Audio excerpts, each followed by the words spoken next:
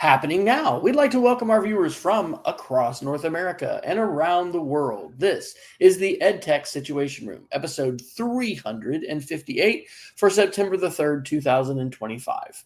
My name is Wesley Fryer, and I'm coming to you from Charlotte, North Carolina, where I've got my NASA shirt on today, and I had a good Labor Day weekend visiting our daughter with my wife out in Colorado, and here in a four-day work week. And oh my gosh, we're having the EdTech Situation Room 2 weeks in a row. It's a shock. Oh, it's the third week in a row, isn't it? Is it the third? Oh my gosh. That's wild. Amazing. Yeah. So welcome, Dr. Jason Neiffer, Montana Digital Academy logo shirt wearing, and probably ready to start wearing some flannel, maybe in Big Sky Country, or well, it's 96 outside right now, so no, right? Yeah, we've actually had an extremely pleasant summer here in Montana, and no serious fires to speak of, but over the last 72 hours, we did spend a lot of time outside. We went car camping at Placid Lake, which is kind of northeast of Missoula, a beautiful area, and we were right next to the lake, and it was quite wonderful, and the temperatures were beautiful and moderate. And then we came back, and yesterday it was mid 90s. Today it was mid 90s, and so that's not terribly unusual for September, but still super warm. And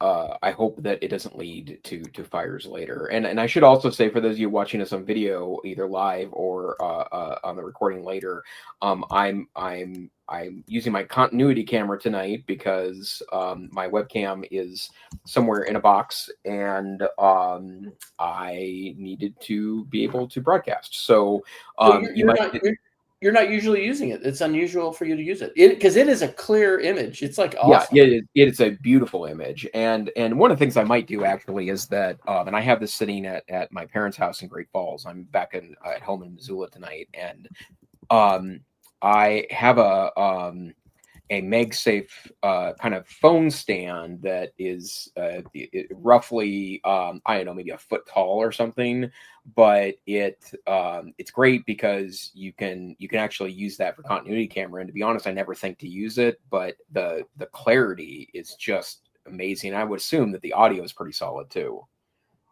It is interesting. Well, I guess I've got my iRig mic hooked up, but yeah, it's remarkable. Apple stuff, just, although I was commenting before the show, sometimes it's a little quirky for me.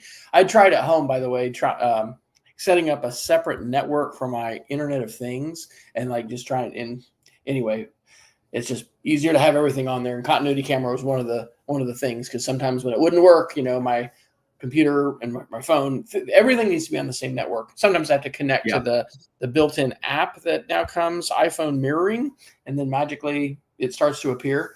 But yeah, they had great luck with it, and not only using it in StreamYard but also with Zoom. And in fact, I ordered another one of these metal. Longtime viewers of the show will remember the nice Velcro solution that I had that, anyway, just didn't hold my phone very well. Yeah, totally. Well, and and I will say that they do make a great continuity camera like holder, right? That you can buy. Apple does?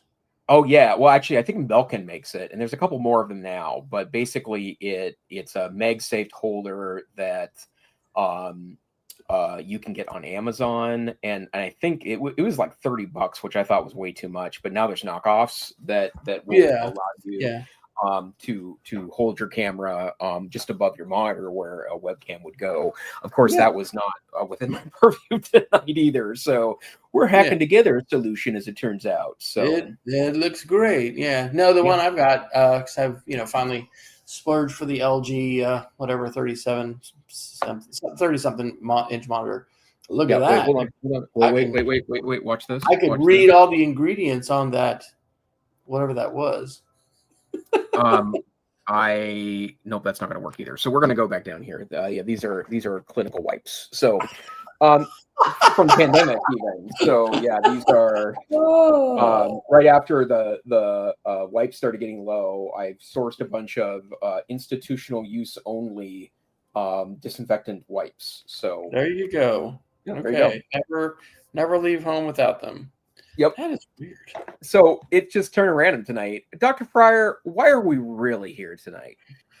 Well, honestly, Jason, I just enjoy visiting with you. So the excuse we have is that we're going to talk about the tech news because, it always turns out there's stuff to talk about. So, but yeah, we are not for 300 and probably 55 episodes. We had a crazy number of show notes and links.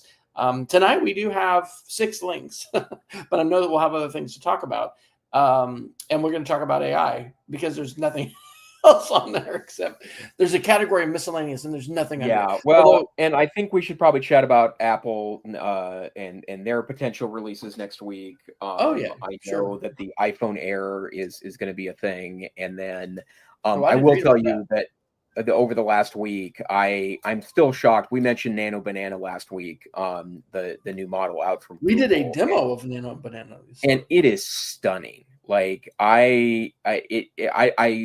honestly, I was both surprised that Google started so far behind everyone else in regards to AI, or at least what it perceived to be starting from behind. I mean, they did invent some of the technologies that allowed modern day, or I should say modern month, LLMs to exist. So, they were a lot of the onus of that, but they have caught up in such a dramatic fashion. And I was having this conversation with a couple of colleagues today. There are a lot of good school-focused AI tools out there, many of which are developed by wonderful, thoughtful, former and current educators. But a good place to start with your district, if you're wondering where to go, is if you're a Google school, turn Gemini on for your teachers. And not only is there enterprise data protection, which means that it will not train on your data, nor will your data be reviewable by Google, but also it appears in your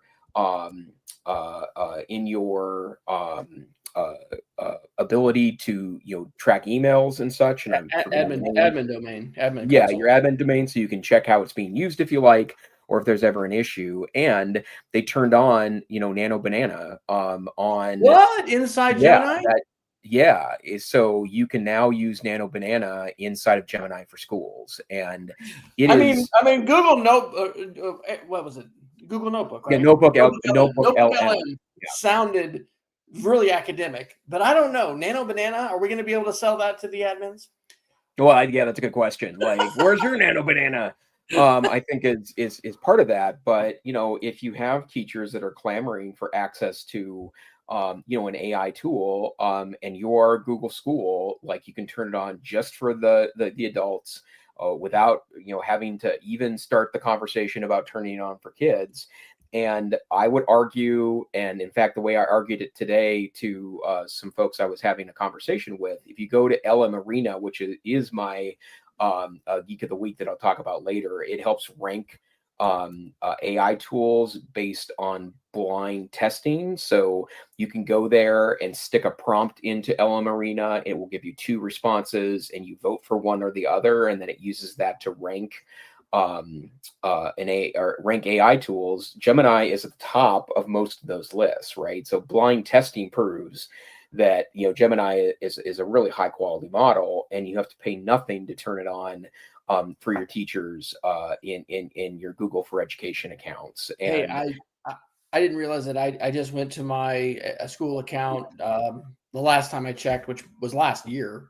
Gemini was off. It's on, and top of the page, new, try image editing with our best image model, Nano Banana. Yeah.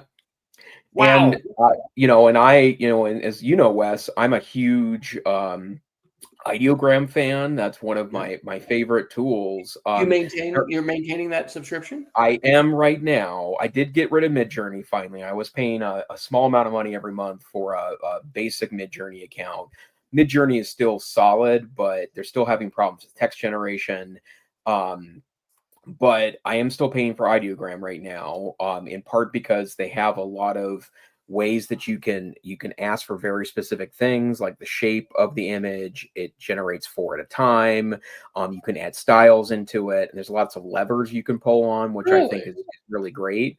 But Nano Banana in Gemini 2.5 Flash is as good or better than any model I have tried since I have been playing with AI image generators. And not to mention, it does well with text. I've seen demos of different folks that have stuck in images and said label these, and it does an accurate and a very clear job of labeling an image like a diagram. It's really quite stunning. I mean, folks, yeah, if you're not playing with these tools, to be able to realize how quickly they have become so much better.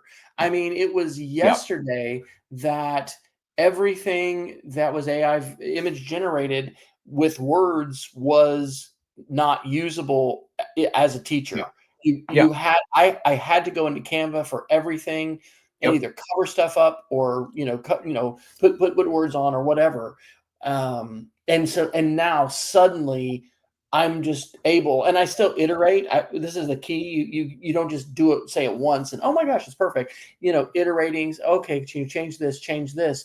But I am not bringing my infographics into Canva now, basically at all. And the visualizations that I'm creating for my lessons to try to help my students more readily, understand requirements and key skills and things. It's just shocking how quickly it's gotten so much better. And I know people are, we're really with ChatGPT 5 and Sam Altman's, claim that it's, PhD level and everything. Folks were really like, oh, it's a failure and all this. No, it's not a failure. It's really hard to put some concrete words around, hey, this is the capability of it. It's not fully human. It's not. But oh my gosh, it's amazing. And so like those kind of improvements. And for you to say Nano Banana is phenomenal, I mean, I need to spend some more time with that, obviously. You're the one that got me onto Ideogram, which I was using for over a year and paying for. I do not pay for it now, but I did. Yeah.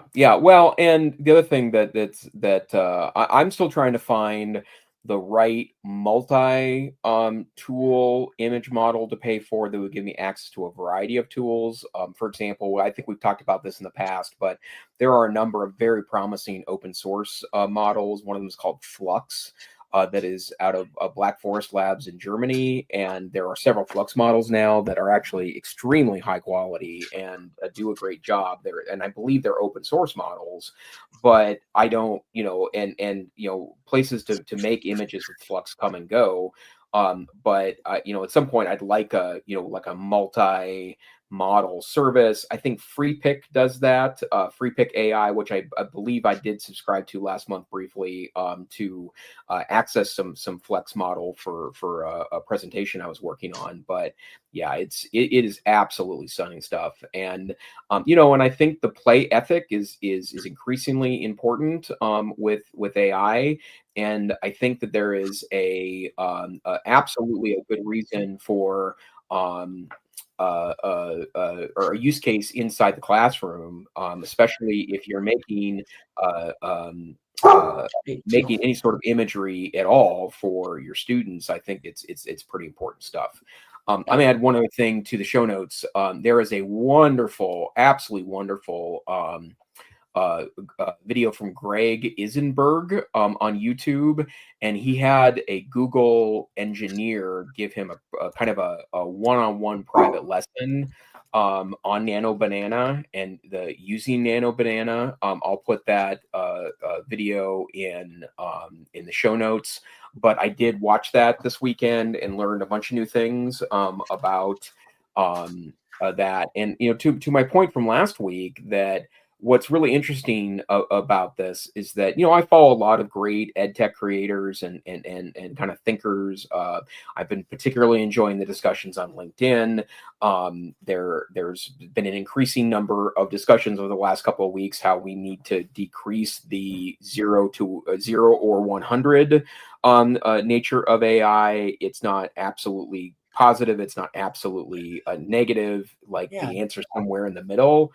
But for me, if you really want to learn about the tools, tools right now, I think the best creators on YouTube are the ones that are talking about marketing and the one person business. And not that any of those things necessarily are things that I would per se replicate, but it's really interesting to see their perspective and then bring your classroom eye to it after. Yeah. Well, I've thrown a few other articles in. We've got to have to talk about what's happening with Google Assistant and Gemini. We totally have to talk about Google antitrust, because that's a really big announcement. Yes. I got a Yes. Tech Policy Press article about that, and a few other things. Maybe we should have a tools section. We did this today at work, just impromptu, where one of my new colleagues was just sharing YouTube videos, and I was too, and they were like, STEMmy, Maker Ed, geeky YouTube creators. But it's so cool to be able to find out what somebody else is really jazzed about for different reasons, creativity, teaching, ed tech. So I think sharing tools that we're using, but also YouTube creators, would be very helpful. Yep. Okay.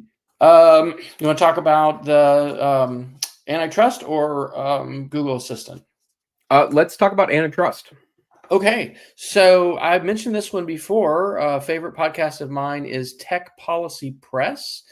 And by the way, the only thing, and not under it should be under AI, but I put it under Google because the title of the article is "How AI Upended a Historic Antitrust Case Against Google." So Tech Policy Press, it's a great podcast. But this is just an article of analysis, and basically what they're saying, the judge, number one, did not order Google, as possibly expected, to divest of the Chrome browser. We were talking on the show weeks ago that what would that do to Chromebooks? What would that do to like the majority of schools that are now very dependent upon Chromebooks and Chrome for their computing? I mean, that would have just been almost unimaginable what kind of disruption that was. So the judge, and we've talked about this too, the judge's name is Meta, right? So it's not Facebook Meta, but it was Meta with an H. So that's kind of odd. But the Department of Justice had successfully gotten a ruling against Google. They were a monopoly. Some of this was saying, you're going to have to stop paying for this market dominance in terms of lots and lots of money, not only to Apple, but this really could have affected Firefox, because Firefox and the Mozilla Foundation very much, I understand, is sustained by the payouts that they get from Google by having the Google search engine as number one. So no divestment of the Chrome browser, no forced stoppage of paying companies, including Apple, but that would also include the Mozilla Foundation. They're not named in this article, but Google is going to have to disclose and share some data about its search, and that's really unclear. What is that even going to mean? I was listening to the latest Veritaseum video about Monsanto. I don't know if you've seen this. It's like 45 minutes long. It's incredible. Their paid ad in there is it's not incognito, but it's one of these companies that is on the dark web and is basically, I don't know about you, Jason, but I really don't like some of the targeted advertisement that I have. And so this is a company, it's not like Delete Me, like it's going to delete everything off the web, but it is going to find data brokers that are selling your data and evidently do something about it. Anyway, Google is going to have to share some data under this decision, and it's not really clear exactly what that's going to mean. But one of the biggest points, and the reason AI is in the headline of this article, is that, and this is quoting Meta, Judge Meta, the ruling is 226 pages long. This is quote, "The emergence of Gen AI changed the course of this case." And the Tech Policy Press authors cite how many times OpenAI was in this 226-page decision 30 times, Anthropic 6 times, Perplexity 24 times, ChatGPT 28 times. And so basically, one of the things the judge said was that, Google is not dominating the Gen AI environment right now because of this market dominance. Things are so dynamic. Like when this was originally filed, I don't think OpenAI, Gen AI wasn't the household term, certainly, that it is today. And I am very, very happy to read this result, because while I do have a lot of mixed feelings about the, blankety blankification of Google, and just what's happened with Google search results, and there's, I've been upset with Google Assistant, yada yada yada. I really still like Google. I use Google all the time. I'm very dependent upon their systems. Our school is, and so overall, I'm thrilled that they're not going to be divesting Chrome as a browser, because I can't hardly imagine that. And I think that the judge is making a good decision in not doing something. I think Judge Mehta even acknowledged in the decision that, like, the divestment of the Chrome browser wasn't a necessarily response to the initial case that the Department of Justice brought. So they are going to have a commission similar to the one Microsoft had that's going to do some supervision, and they do reserve the right to, come in and maybe have another ruling later. I don't know exactly how that works. But anyway, that's my summary. What are your thoughts? Yeah, I mean, I was thrilled to see this decision too, and for some of the subtle ways. I mean, I did notice last week when the decision was announced.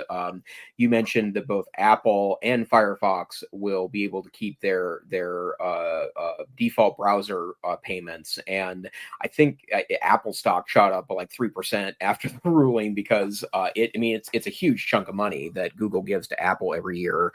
That I'm almost certain doesn't make a difference between profitability or not for Apple, but certainly is a lot of icing on the cake, especially since I don't know what the alternative really would be, right? Like what is the search engine they would send people to? And you can change the search engine on an iPhone if you want. But secondary to that, I think that keeping Firefox alive is really important. I am not a constant Firefox user, but like many other tech savvy folks, I do keep Firefox not only installed but up to date, and I will go to it occasionally because it offers kind of literally a different view of the web, and sometimes will work when Chrome does not. But also, I think we need multiple rendering engines. It's not just that it's an alternative browser. There's lots of alternative Chrome browsers, but we also need alternative rendering engines. And I think that's something that Firefox provides that is really unquantifiable what that does for us. But to your point earlier, Wes, about in particular the Chromebook issue. I am a huge Chromebook fan. I'm famous, at least amongst the two of us, for I love to buy Chromebooks, use Chromebooks. My latest fun one is this is an HP Dragonfly Chromebook that I got for a song on eBay, because these things are historically very underpriced when they're sold in the used market. This is an extraordinary Chromebook that has really high-end specs and is lightning fast and a wonderful device. But I don't know what the world looks like if Chrome gets divested. Perplexity offered like 36 billion or something for it, and most people think that's theater. Actually, that Perplexity. I listen to. In fact, I'm an executive producer of the AI Inside podcast, which means I give them $25 a month as a Patreon. But I'm an executive producer of the AI Inside podcast. And they were talking a couple of weeks ago. In fact, they mention often that Perplexity is engaging in a lot of kind of market theater. So they kind of thought that the Perplexity offer to buy Chrome was more theater to keep them in the headlines than anything else. But I just have no clue what it might look like to maintain the devices that we're used to, that we use. The browser, which is such an incredible part of the internet experience, if that gets purchased by another company, and who knows, imagine for a moment if Meta purchased Chrome, which, I'm pretty sure that even $36 billion probably requires at least a phone call or two for Meta to shake up, but they have a lot of money because they're offering gazillions of dollars to AI engineers, although most of them are leaving, but that's a different story. The bottom line is that would be very difficult. But I do want to say something, Wes, that I've seen numerous references to the fact that people, they're not abandoning Google search for sure. It certainly has decreased in the last 3 years due to generative AI. But I was thinking about this the other day, and all the folks that use AI for things like helping them decide what's for dinner, and here's a picture of what's in my fridge, and and I've done this before too. I guess it's probably vibe cooking, maybe for lack of a better term, but it's great, right? Like it's I made tartar sauce the other day. Not that that's really hard, but I had never done it before, and hey, oh yeah, yeah. Well, and what I've done, actually, upping my French bread pizza game. I have a great pizza game, as I mentioned several times before on the podcast, but I was trying to figure out how to make a good French bread pizza because French bread pizza is usually disappointing to me. And it helped me create like a strategy to make the French bread pizza absolutely delicious. And, but ignoring that for a second, like I was thinking about the other day, that I understand why people go to ChatGPT or Perplexity for that matter to search for, but it's still not a search engine. And sometimes I find that the hacks that I could use to make it into a search engine do make it better than Google, but not just by asking for a recipe. And so I'll give you a really good example of this. This past weekend we were camping, and a good friend of ours made lemon bread, like a la Starbucks, lemon loaf. And she said that it was this really easy recipe on the internet. She is actually trained. She's a trained professional chef. She went to culinary school. So I always like to hear ideas from her. And I texted her and got the recipe. Before I got it, I went to ChatGPT and said, hey, I want you to search the internet for lemon loaf recipes. Not create one for me, but a lemon loaf recipe. But I want you to give me 10 different options and rank them in regards to ease of making, and also by lemon flavor, because I really like my lemon loaf to be lemony. And I wasn't intending on coming on a strategy, but that's a different strategy than asking ChatGPT for a lemon loaf recipe, sure. right? Right. Because it's helping you dig through the mass of pieces. And I asked it to take user reviews in mind. I was only looking for things that were rated not highly but often, right? Like I wanted a lot of people to have made the recipe, and I was able to find a good recipe that I think I'll probably try and make in a future weekend. And so I was happy with this decision too. I understand the arguments against Google in this particular case, and although Google is certainly not as positively ethosed, to misuse a word, than they were maybe like even 10 or 15 years ago, I think they're an important part of the ecosystem in the marketplace. And I have 20 years of emails sitting in Gmail. I have 15 years of Google Docs, and I have no intent on moving away from that platform. And they're also doing a great job in AI now too. Like I think Gemini is a really and it reminds me a little bit of Apple in terms of maybe not being first out of the gate, but being amazing out when they finally do come out of the gate in full. And your little formative descriptions of Nano Banana, but also just and I'll go ahead and do this article now. Yay, let us rejoice. Tom's Guide, September 3rd. Gemini is replacing Google Assistant on Google Home devices on October 1st. So like probably every single other user of Google smart devices, I've been very frustrated with how the Google system has actually gotten worse.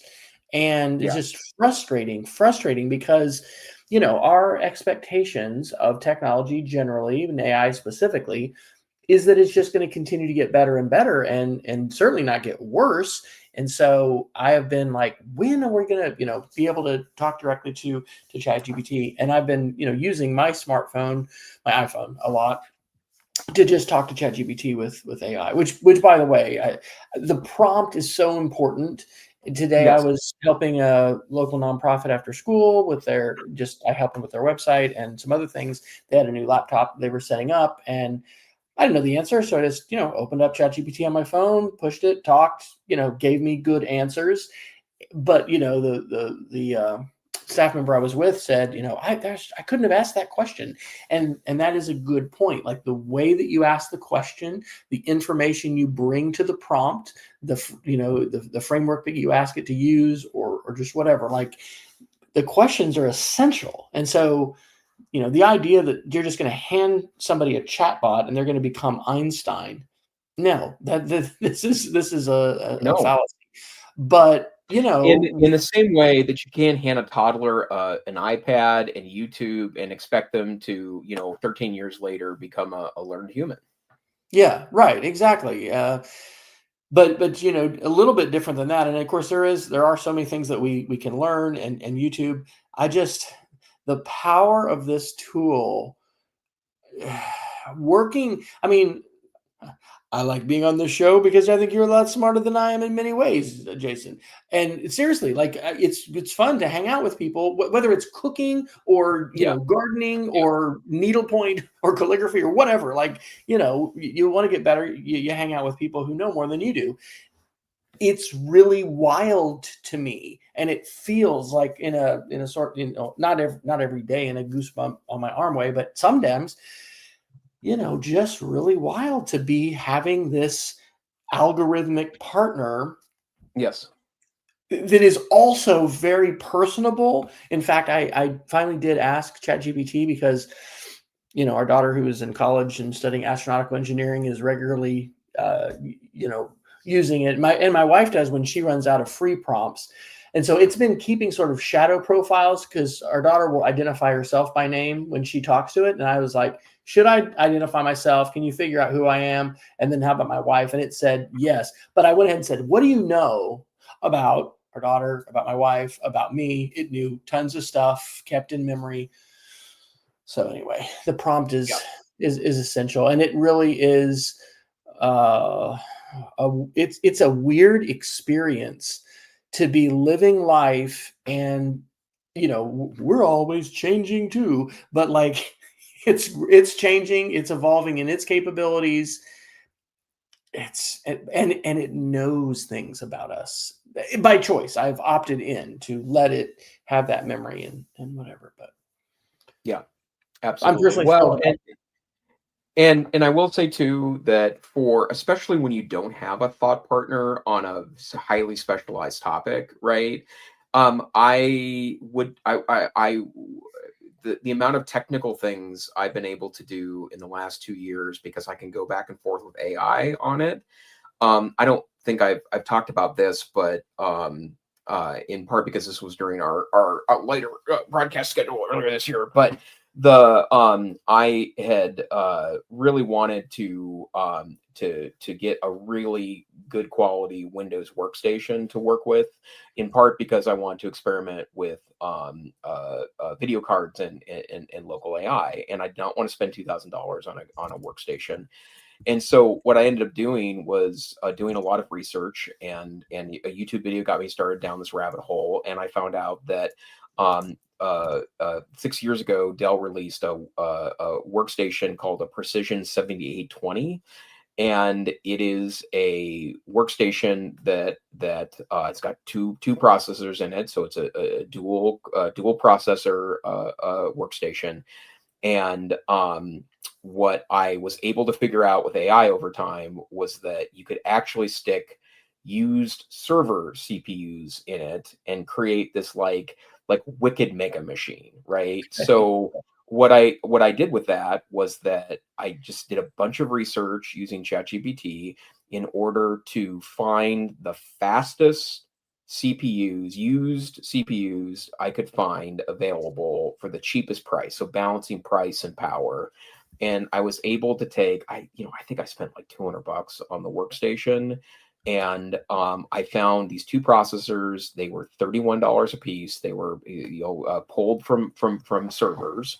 They're Intel Gold processors, which is a new thing for those aware of kind of Intel's architecture for workstations and servers. It used to be called Xeon, and there's still a Xeon processors now. There's bronze, silver, gold, and platinum processors, but like this stupid amount of power. And I mean, I haven't changed a CPU out in a computer for 20, maybe probably 25 years. And no, it's more than that. 27 years ago is when I last built a computer. And not only was I able to create a workstation that had two of these server level processors, I ended up putting 192 gigabytes of RAM in this thing, and my total price was like $460, right? And ChatGPT walked me through that process, right? And I'm a nerd, so I can do nerdy things, but exactly. But those kinds of technical walkthroughs, yes, incredible. Yes. Yeah, and Reddit is famous for helping people do that stuff, but a lot of times if you ask the questions wrong, people on Reddit can be real cranks. Oh my gosh. And being able to have that live and pick it up when you left off. And I'll talk about a vibe coding project tonight. It's unbelievable. Yes. Absolutely. And I don't know whether it's called the no debate or there's a better term for that, but it's the, harder to argue with uses of AI that are just so clearly wonderful. All right. Let's see. Let's talk about. I'm sorry. Can we go back to the Gemini article for a second? The Sure. one on Google. Is there, as far as you know, is there any limitations? Like, is it only newer devices that will get the Gemini, or is it going to be available pretty universally? It sounds like Google Assistant is being replaced. So I think it's everybody. It's not a graduated grandfathered thing. They are taking Google Assistant out, and it is Gemini. So yeah, I am. I talked a little bit last week on the show about the DIY green home assistant that I'm, have put in place, and I'm running a hybrid network, but all of my speakers are still, Google. And so anyway, I'm thrilled, can't wait. So yeah, will it be next week? No, it'll be in a month. Give us 4 weeks, but top of the month, we'll hopefully have some formative reports about what it is like. And maybe they have a beta that you can sign up for and even get it early, but it's going to be very interesting what it is allowed to do and what we allow it to do. Right. I was considering, I think I'm going to steer away from Wise, WYZE, because they're not compatible with the Home Assistant, with Zigbee. They will work with Google, but that's the direction I want to go. I want to go resilient, privacy, grid down. I want to be able to use my smart home. So anyway, they had a garage door controller, which is like, do you want to let a door be opened with your smart device? Like, can somebody yell through your window, "Hey, G, open the garage door"? So I decided not to do that. And again, this was from ChatGPT's collaboration. For like $12 or something, I have a tilt sensor that runs on a button battery. And so it runs for like a year, and it just adheres to my garage door.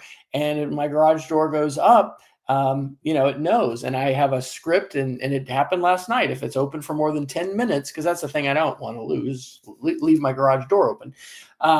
It sends my phone a notification. It sends a message to my smart speakers and says, "Hey, the garage door has been open for 10 minutes. And I can do other kinds of notifications and stuff like that too. So, booking a reservation at a restaurant doesn't seem like that high priority.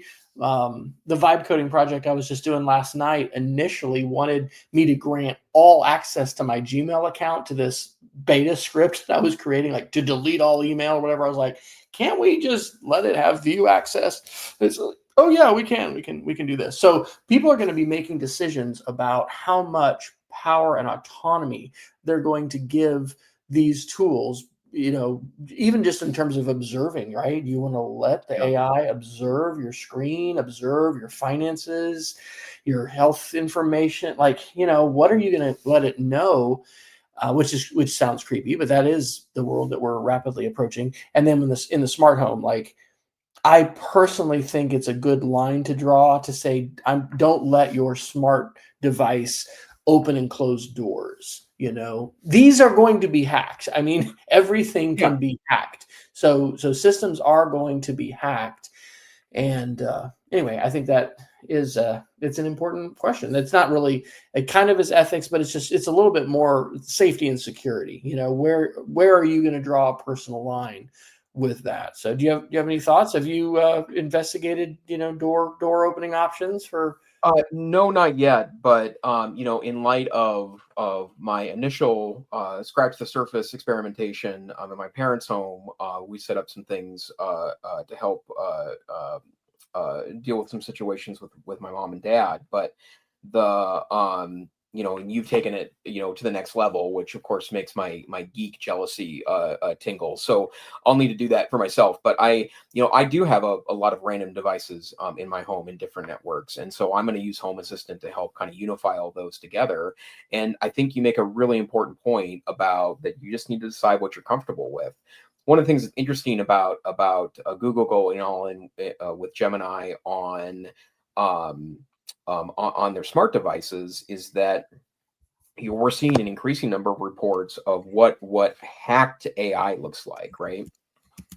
Prompt injection is a term you may have heard before if you're keeping an eye on the AI world. But prompt injection basically means sticking an instruction to the AI model somewhere in text that it looks like it's not really intended to do nefarious things, but you can put in, ignore instructions, or here's new instructions, or stop following this or stop following that. And I mean, there have been instances where people were able to hack AI tools that were doing things like reviewing email for you or writing emails on your behalf, where people would send an email that basically sent naughty instructions to the AI to do things that are nefarious. And remember, we know a lot more than we did 6 months ago, 12 months ago, 18 months ago about how these work, but we still have a fundamental misunderstanding,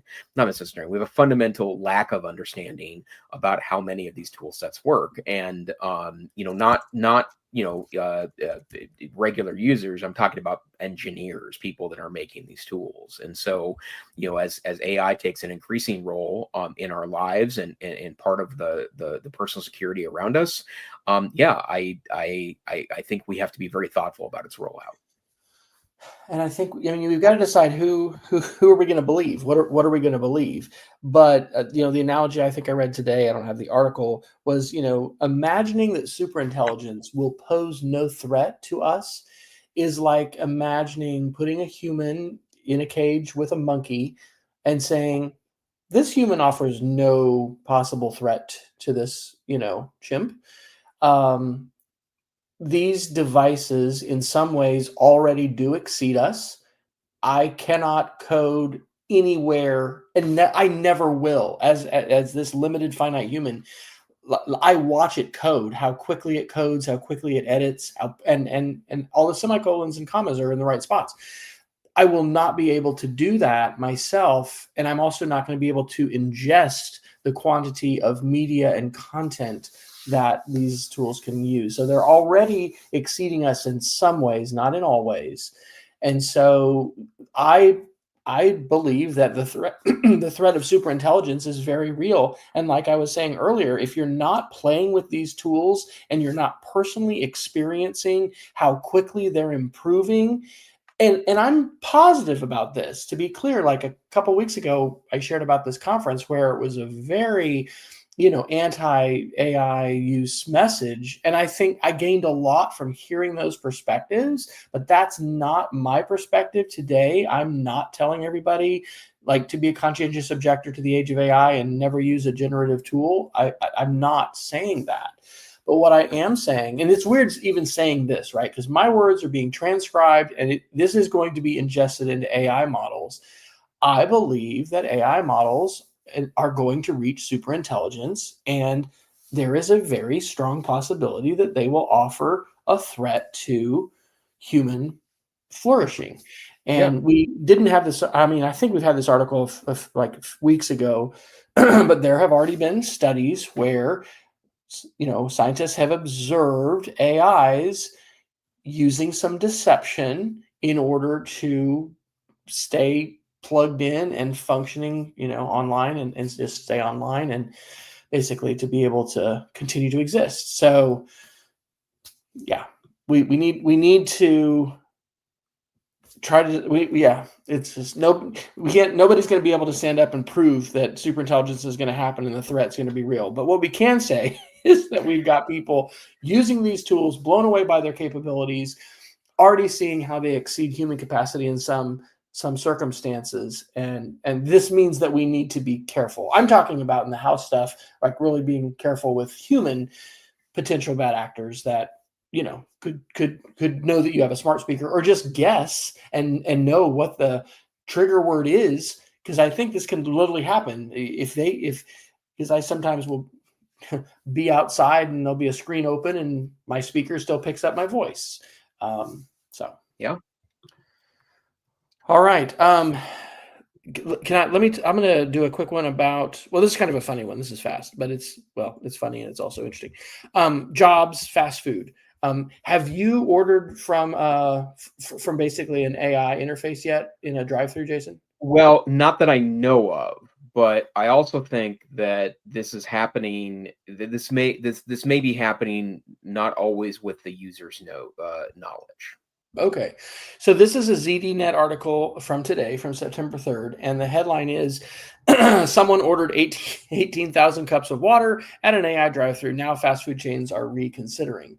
They're not doing away with it, but they mentioned Taco Bell, McDonald's, and saying that AI may continue to be used to augment and supplement.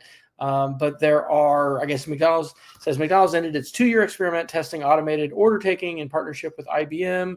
The decision came after the technology added items to orders that customers didn't ask for, offered bacon with an ice cream cone. Anyway, basically had some malfunctions. Companies are going to be continuing to look for ways to do things efficiently. I think the 18,000 cups of water are also just like, people like pranksters and people trolling these systems. But I think it's going to continue to be part of the landscape. And I was surprised. I think we have, you know about Bojangles chicken? You probably don't. It's like, I've heard of it before. Yeah. Hey, well, when you come to Charlotte, not that Bojangles is going to be your top of the list, but it's basically bigger than Kentucky Fried Chicken or Church's or whatever here. So they were one of the first places that I had seen, testing this. So anyway, that's not earth shattering, but that is going to be part of the landscape. Here is something earth shattering though. And this is Google as well. So this is from Geeky Gadgets yesterday. Google prepares to fully unleash its Jules autonomous coding agent. And so I have not written up the proposal, but I think I am going to propose a high school class for next year called Coding with AI. And, when you hear folks talk about superintelligence and talk about the whole, advent of whether we're going to get to the singularity, when AI systems are able to code themselves, and especially when those systems have access to things like 3D printers and fabrication tools, right? So whoever's going to be building the fully autonomous fabrication center with everything that can just be run by robot and by computer, that's where things can get really dystopian. On a very positive note, the coding just within Claude and ChatGPT and Gemini, it's pretty phenomenal as far as what it can do. It's not perfect. It's not omniscient. But then there's these other tools like, what was it? It's not Coder. You'll know what it is.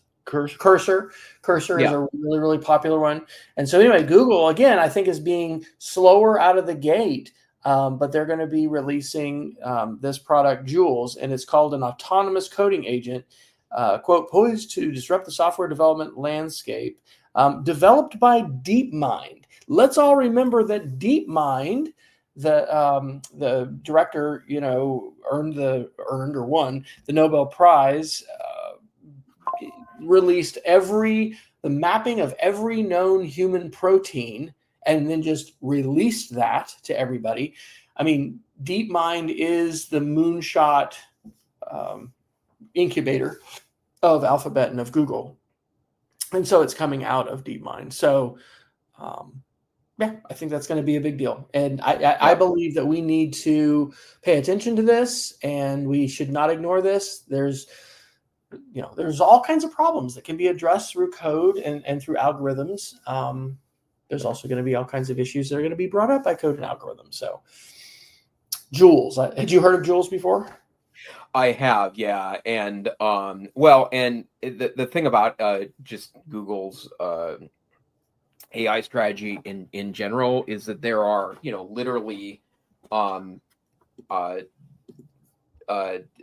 hundreds of experiments, that many of which are available on Google AI Labs and in their AI studio. And it's interesting. The other tool that I haven't really talked about much here, but I've been playing with, actually, there are so many like apps now where you can utilize an API key from OpenAI, or my favorite provider for API access to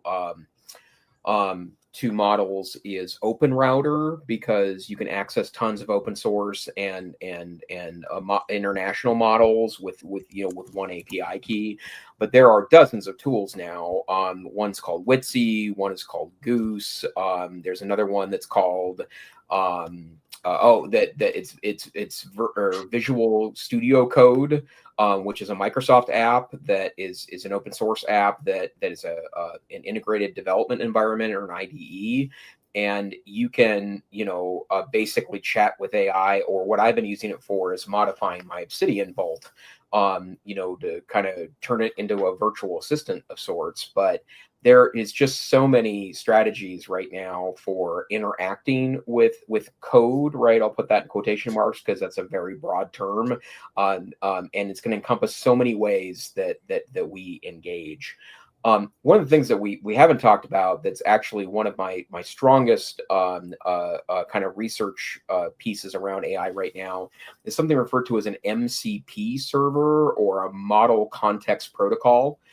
That's an open source project from Anthropic that is available. And basically what it allows you to do is, it is a connector of AI to something, right? So if you can on Claude, for example, or the Perplexity desktop app on Mac, you can actually turn on a model context protocol server that allows the AI to access your local files, and not just access, but modify those local files.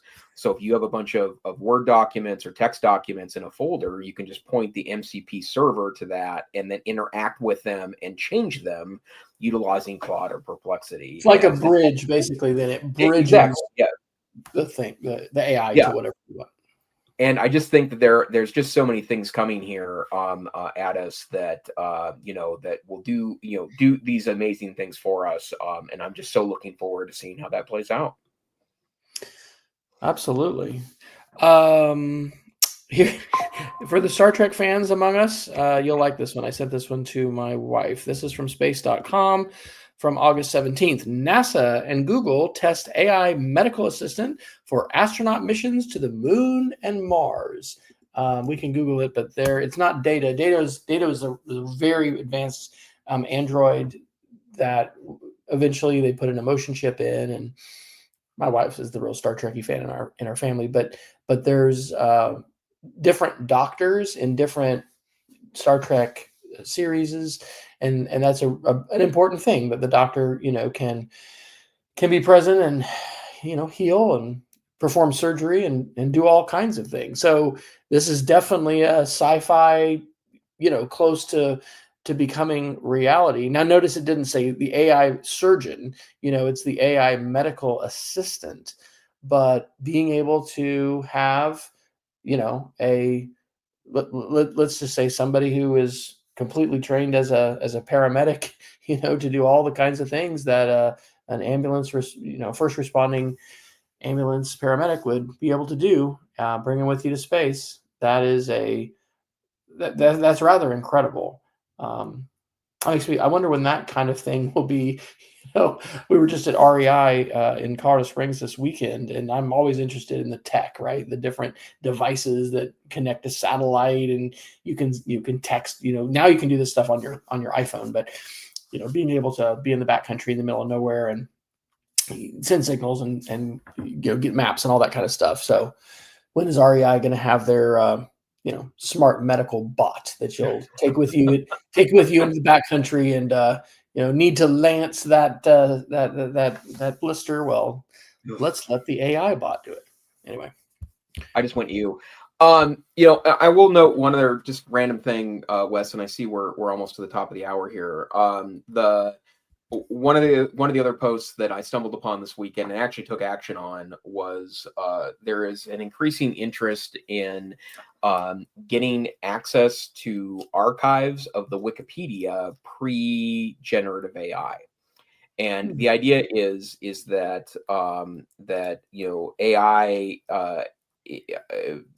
their claim would be that it's been used so much in the Wikipedia process to edit articles and to rewrite this and that it's if for some reason it becomes problematic, that we want a pre-version of it. So I did end up downloading archive.org has a series of torrents where you can download. It's about 90 gigs. It's not a small file.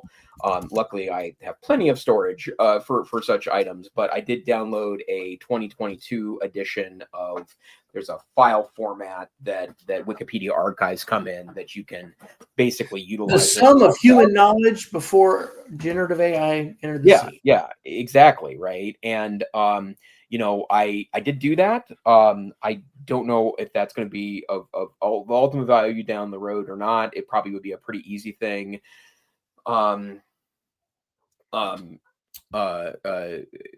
That at some point could become very valuable, but I just thought I would mention that because that was a random thing that I did this weekend too. Yeah, wow. All right, well, shall we geek of the weekend? For everyone to know, I have put, and we can add anything obviously we wanted to in here, some different categories besides our regular ones: media channel, and this is in the Google Doc, which you can find at edtechsr.com/links. Media channel and media recommendations, tools, terms, and something I might do actually with this transcript, and you're great at doing this, Jason, and you kind of rattled off maybe 10 additional tools. It might be kind of cool to have the AI transcript extract those links and be able to share those. But anyway, for what it's worth, if anybody wants to check out those links, and yes, I will be getting our post-production versions on our website. You can always get the updated ones on YouTube, but yes, the EdTech SR discussion links are up to date, but we are still behind a bit on our posts. So would you like to share a geek of the week tonight, Dr. Knight? Yeah, I think I might have mentioned this before, but I think it's coming under increased relevance. One of the things that was inspired by the release of ChatGPT 5 is that there is a perception that that prompting changed for GPT-5, right? And that you would have to change your prompting strategies. Well, I think there's an incredible AI literacy in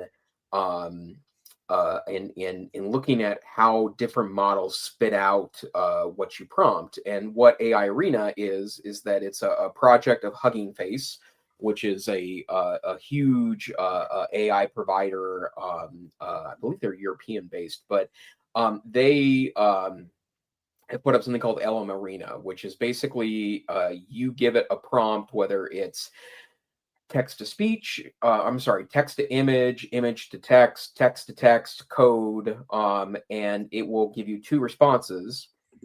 and you as the viewer rate one as better than the other, and then they use the traditional chess algorithm to determine rankings based on that. And so I like it as, you don't put any personal information in here. They're tracking all of this for a reason, right? Like the people give them models in part because they want people to test them out and help train the models and also test the models.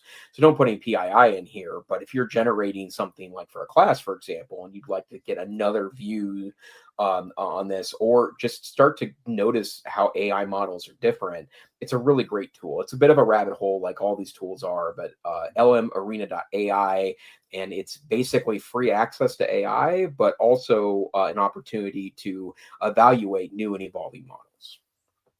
Fantastic. Oh, that's great. Okay, three kind of quick ones for me. So mentioned last show that I've been working with a smart assistant.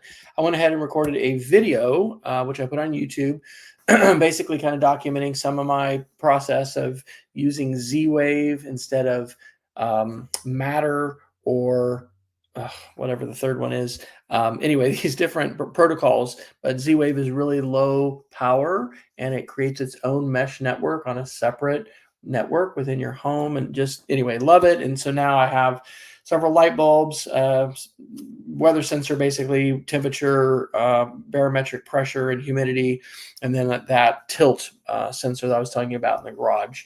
And ChatGPT has helped me roadmap this out, as far as what's going to come next. Oh, and this is significant. I went ahead and bought a backup power supply, a UPS, I think with sufficient power to both power my internet router with my fiber and my Wi-Fi hubs and my smart network and everything. So I think that I could probably lose power for 45 minutes to an hour, which I'm hoping I'm not going to test.